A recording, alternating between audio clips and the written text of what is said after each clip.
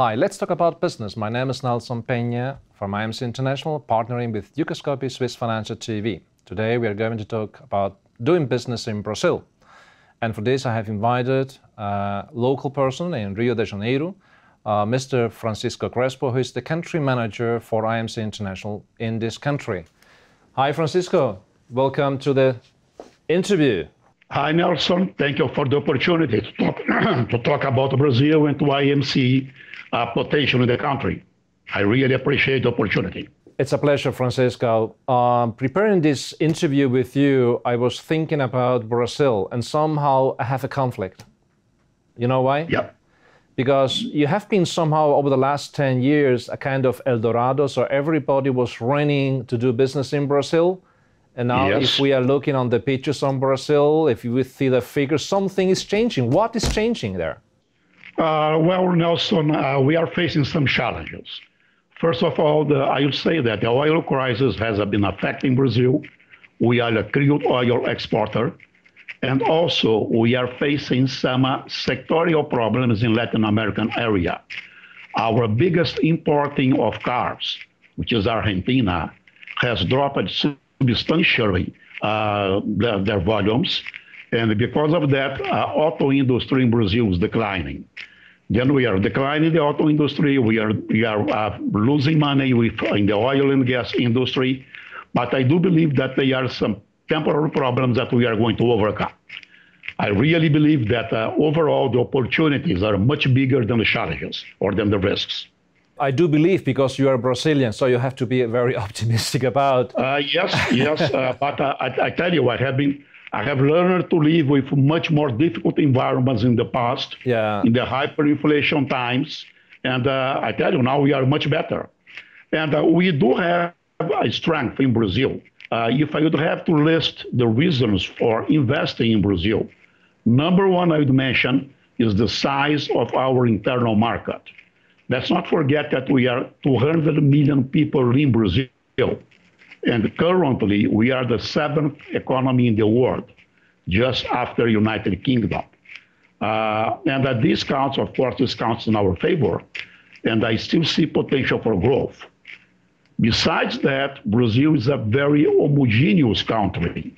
What I mean by homogeneous is that we share the same language, we share the same culture, we share the same interests, being soccer, number one of them, of course.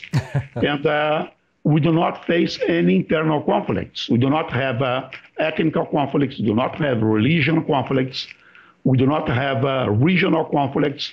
And this puts us in let's say, in a much better position than other countries in the world that are as big as Brazil. But like India, for instance, they face problems that we don't have here. And all the fact of being homogeneous makes it much easier to sell internally. And I do believe that those 200 million people we have in Brazil are a big advantage. What kind of industries are developing nicely from an investment point of view? From an investment point of view, I would like to mention agribusiness. We are doing extremely well in agribusiness. Also, hospitality, that's a sector that has been growing up substantially. Several hotels were built up for the World Cup, and more hotels are being built up in Rio area. As you probably know, Rio is going to host the 2016 Olympic Games. Then there's a lot of movement around that. Also, government expenditures in infrastructure are growing substantially. Brazil has been lagging behind in several areas like roads, railways, ports, airports, and now the government is trying to catch up. And in order to make this process easier, what we are doing is government is opening up for concessions with private companies, and also opening up for PPPs, private-public partnerships, which can be a very good opportunity for IMC. I just wanted to tell you that in the past, in the last years, we had the impressions, also talking to investors wishing to go to Brazil, that it is really very complicated. and very dangerous, not dangerous, but quite complicated to be successful in Brazil. 70–80% of the companies established there, they failed. It's very hard and not easy to find the right, I would say, partner. And we didn't have the impression that the government was doing a lot. What is changing now? What kind of inputs is given the government to change the situation? Government is changing. They are realizing that they cannot do everything alone, that they need the private sector for several activities. I can give you as an example, Petrobras. Petrobras used to detain about 90% of oil production in Brazil and 90% of refining. Now Petrobras is opening up to concessions. They realize that, again, they cannot do everything alone. Brazil found out what we call pre-salt oil potential in the country.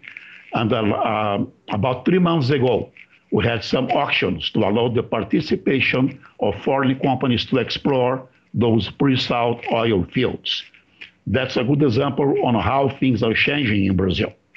But you are right. We still have some, I'd say, some local difficulties that we have to face. In my view, mainly two things. We still have areas which are under government control. Just give you some examples. Private companies or foreign companies, they cannot invest in public health. They cannot invest in post and telegraph services. They cannot invest in nuclear power, just to give you some examples.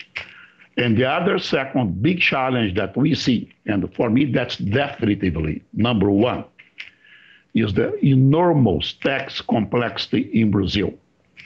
We have in the country more than 50 different taxes at all government levels. This makes the life of an entrepreneur in Brazil a real nightmare.